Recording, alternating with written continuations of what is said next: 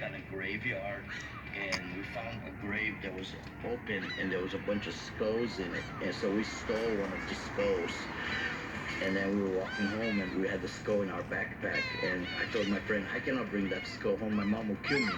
Conservative or not, I'm pretty sure my mom would kill me too if I came home with a skull.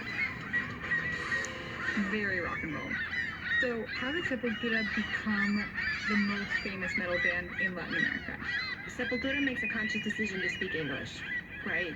The beginning, we were kind of criticizing Brazil. People did not like that. They thought, because a lot of bands sang in Portuguese, but we kind of wanted, always our goal was to be international, to go to the world, you know. So if you want to do that, you have to do it in English.